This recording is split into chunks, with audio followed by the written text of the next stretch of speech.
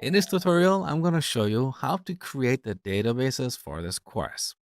So here I've got MySQL Workbench open.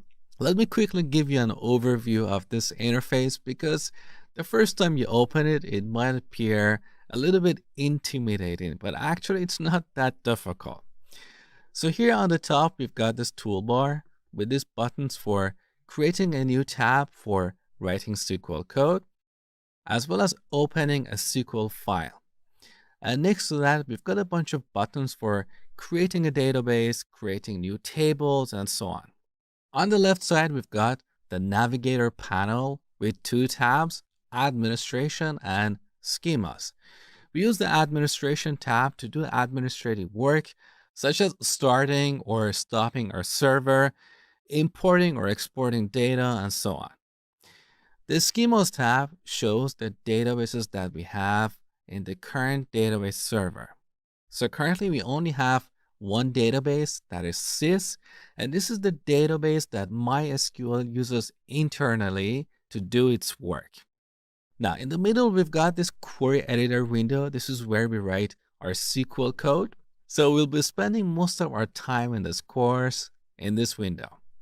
And on the right side, we've got another panel with two tabs, context help and snippet. The chances are this interface might look slightly different on Windows, but what I'm showing you here is almost identical with what we have on Windows. So don't get hung up if it looks slightly different on your machine. It doesn't really matter. Now up here, we've got these buttons for showing or hiding these panels. So to clean this interface, I'm going to hide this panel on the right side, as well as the panel on the bottom. That is better. Now, to create the databases for this course, download the zip file I've attached below this video. When you extract this zip file, you're going to see a bunch of SQL files like this. So the main one that you will be using in this tutorial is called createdatabases.sql. So this file contains all the SQL code to create all the databases that we need in this course. Now we also have individual files for creating individual databases. I just added these files in case you need to recreate one of these databases in the future. But for now, don't worry about them. Now, back to MySQL Workbench. Let's open the main SQL file, that is create databases. So this is an example of SQL code. Now this may look complex at the beginning, but trust me, as you go through the course, you're going to understand exactly how everything works here. You're going to be able to write SQL code like this. So you want to execute this to create all the databases for this course. To do that, we click on this icon, this yellow thunder icon that we have on this toolbar here. This will execute either the selection or the entire code if there is nothing selected. For example, if I select this line here and click on this icon, this will execute only this line. In this case, we want to execute the entire code, so we shouldn't select anything. And now let's execute this. Beautiful.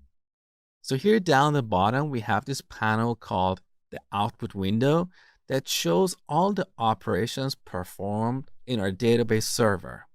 So we can check to see if all the operations completed successfully or something went wrong. As you can see, we've got these green ticks next to each operation. Beautiful. So I'm going to close this panel. That's better. Now on the left side in the schemas tab, currently we don't see the new databases. So we'll have to refresh this view. Beautiful. So we've got all these databases that are prefixed with SQL or SQL. I decided to prefix them with SQL so we know that these are the databases for this course.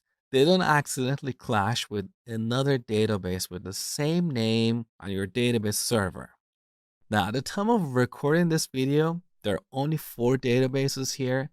But as we go through the course, I'm going to update the script for creating the databases. So when you watch this course, chances are you're going to see more databases here. Don't worry about the difference. Now, as an example, let's explore one of these databases. And by the way, we don't need this tab anymore, so let's close it. That's better. Let's expand the SQL Store database. Now, in every database, we have these objects. We have tables. This is where we store our data. We have views, which are kind of like virtual tables. So we can combine data from multiple tables and put them in a view. And this is especially powerful for creating reports. You're going to learn about them in the future. We also have stored procedures and functions. And these are little programs that we store inside of our database for querying data. For example, we can have a stored procedure for getting all the customers in a given city. So we call that procedure and say, hey, give me all the customers in San Francisco. And this will return all the customers in San Francisco. Okay. Now, let's expand the tables. So here are the tables in this database. We have customers, we have orders, products, shippers, and so on. Now select this customers table. Whenever you hover your mouse over this item, you should see these three icons on the right side. Click on the rightmost icon that looks like a table with a thunder. With this, we can see all the data in this table. So this is our customers table. In this table, we have these columns like customer ID, which we use to uniquely identify customers. We also have first name, last name, birth date, phone, address, and so on. So these are the columns in this table, and every row is called a record. So every row represents one customer, and these are the pieces of information we know about each customer. Now let's look at another table. Let's open the orders table. In this table, we have these columns like order ID, customer ID, order date, status, and so on. What is this customer ID here? We use this column to identify who has placed each order. Now, what is interesting here is that we are referring to these customers using their customer ID, which uniquely identifies them. In other words, if John Smith has placed an order, we don't store John Smith here. We only store John's customer ID. Why is that? Here's the reason. It is possible that John Smith might have placed multiple orders in our system. Now, every time John places an order, we need to look up his address and phone to ship his order. Now, it is possible that some of this information might change in the future. John might move to a new place or change his phone number. He might even change his name. If we repeat all that information next to each order, then we'll have to come back and make changes in multiple places. In contrast, with this design, we only store the ID of John here. So anytime we want to change any information about John, instead of changing that here, we go back to our customers table. So let's look at the customer with ID 6. That is actually called Elka. So here are all the information about Elka. This is her phone number, this is her address, and by the way, this is all dummy data that I created using a tool.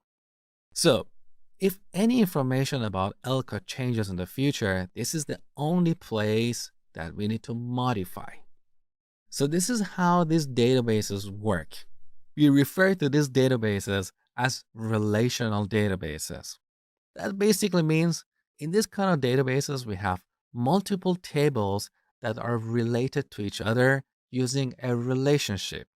So internally, there is a relationship between the customers table and the orders table.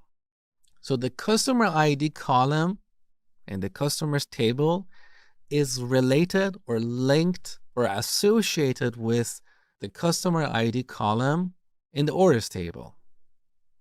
Here's the orders table, and here we have the customer ID column. So this was a brief introduction to relational databases. You learn about databases, tables, columns, rows, and relationships. In the next section, I'm going to show you how to retrieve data from a single table in this database. But before going any further, as an exercise, I want you to explore the invoicing database. Look at all the tables, look at all the data to get an idea of the kind of data we have in this database. We're going to use this database a lot in the future. So we'll spend a couple of minutes to explore this database.